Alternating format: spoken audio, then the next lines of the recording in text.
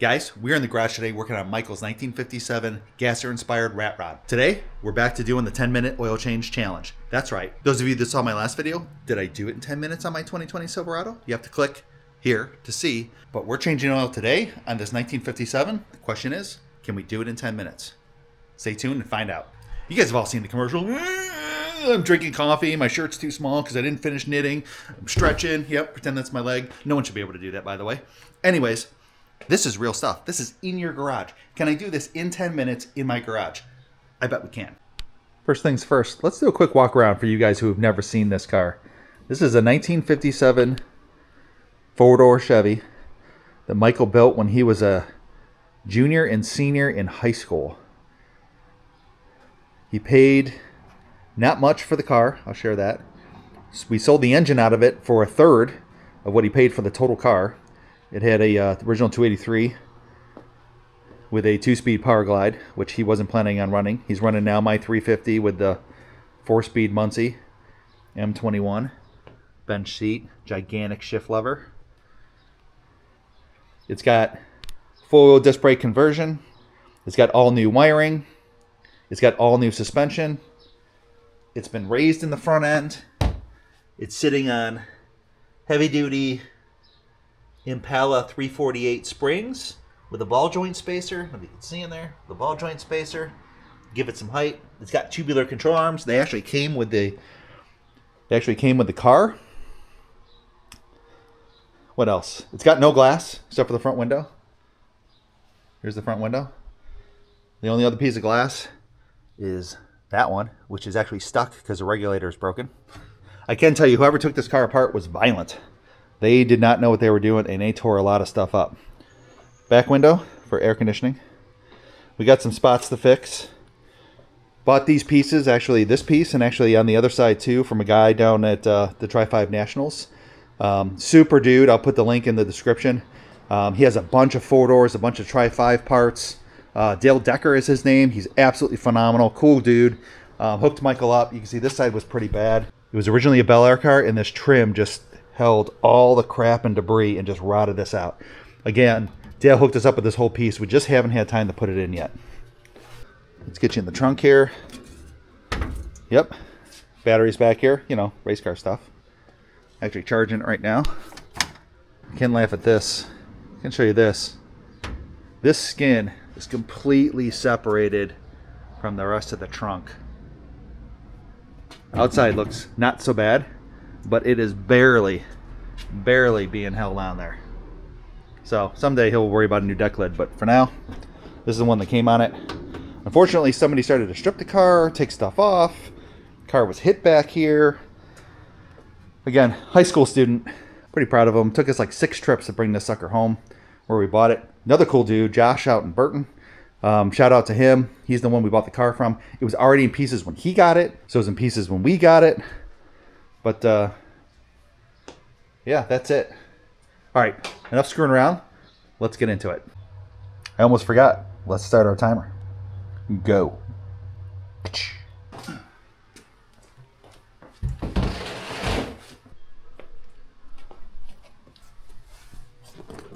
Let's get you under here. Let me clip you in. See, I swear, this is why it takes so long. Things first, let's get the oil out of this thing. You guys can see. Yet another car that I don't have to, this bit's a little loose. It's not metric, is it? Yet another car that I don't have to jack up to get underneath. Which are my favorite here. Oh, get 2 hands on it. Oh, that wasn't very tight at all. Goes to show you, don't need to be that tight. Oh, almost missed the pan. Let's move you over here. A little dark, smells like gas. Here's the magnet. A little bit of stuff on the tip of the magnet. If that's coming in shot or not, but anyways, let's let that drain. It smells gassy. Michael has had a problem with his carburetors kind of doing a leak down, so he just rebuilt both of them. We didn't post that video.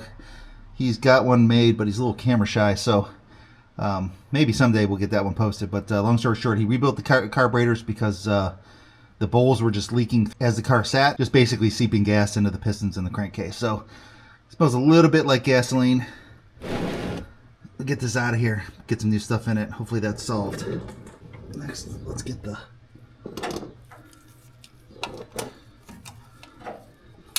filter out of here. This one might be a hair too big. It's really hard to not hit you guys. I'm under here. Oh, there we go. I'm just gonna keep hitting you guys. What if I relocate you to the back?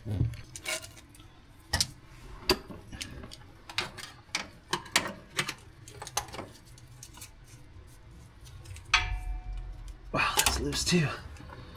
Holy shit, these are really loose. Let that drip.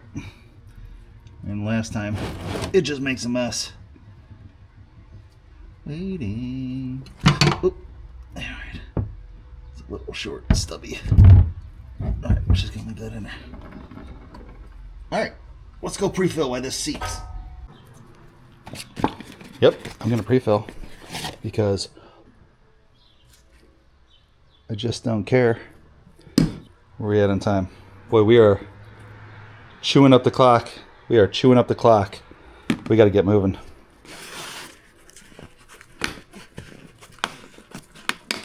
Oh. No aluminum. All right, let's get this in there. Yep. High mileage, 10W40. A little thicker is always a little bit better. Clearances aren't as tight on these old engines as they are on the new ones. Yep. I'm pre-filling because I'm an American. And that's what Americans do. They also spill it all over the place. God. Give her just a little more here. Alright, let's call that good. Good enough. Media soaked. I'm cool with it. So I'm going to take these off because I want to be able to touch and feel that and put it on. Hopefully put it on a little bit tighter than it was on there last time. Michael did a good job of not over tightening, but I'm kind of thinking it could have been just a little bit tighter. Put a little bit of fresh oil on the seal. Cap this up so the birds that keep coming to my garage don't get it. Let's get back onto the car. First things first, let's get we could put the drain plug cap back on, but we're not gonna. First things first, let's put this filter up there. These are filters my Uncle Rick gave Michael. And he ran on his 56, which we really appreciate the filter. So there's initial contact. Let's see if we can spin her around here. A little tighter than last time here. Alright, that should be good. I need that all white. Alright, let's get this bad boy in there. Don't ask why it's orange. It actually came off another oil pan because that one didn't have a magnet, or I should say this one didn't have a magnet in it. We wanted a magnet so we can see all the crap that's collecting in it, but it's good. Click, click, click, click. Tight. All right, guys, we're done under here. Let's get our crap out of here. Put you here. Let's get our tools. Oh. Nope, you come back here.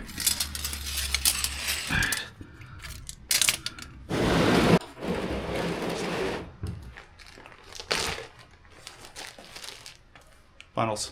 Let's put a little piece of wire there. Just want to make sure that this doesn't fall when I go to pour my oil. If you guys can see that, let's do this. As always, Jamin, this glug's for you.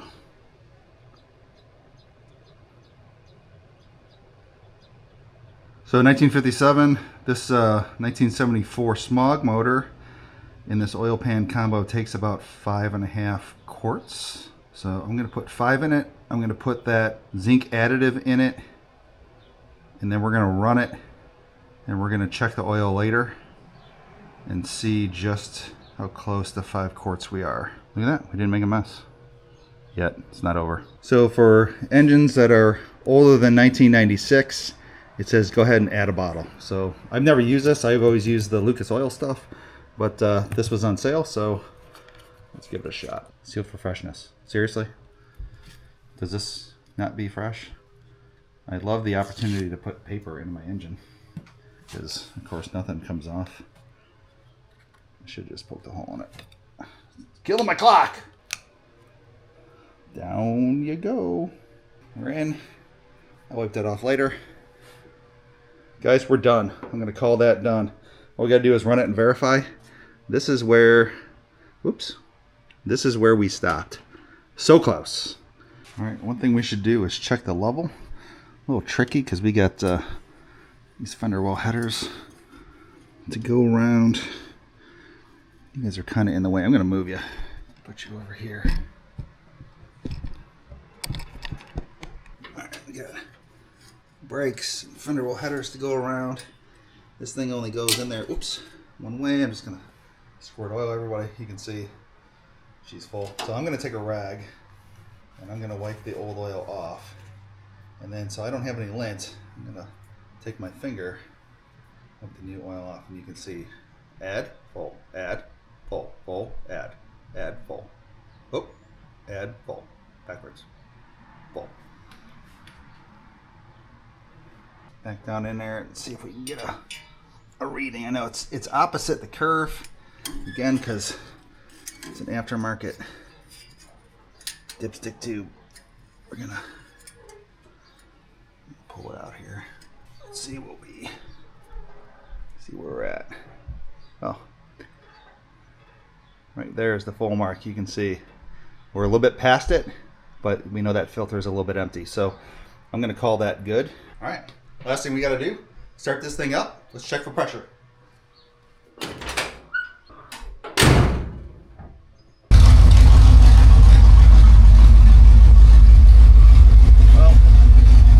Got oil pressure.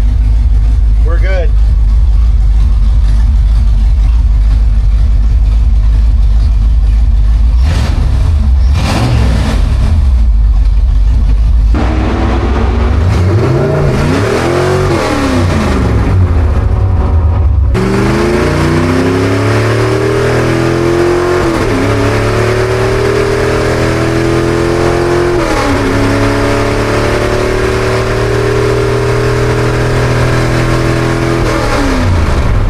Hey guys, hope you enjoyed the video.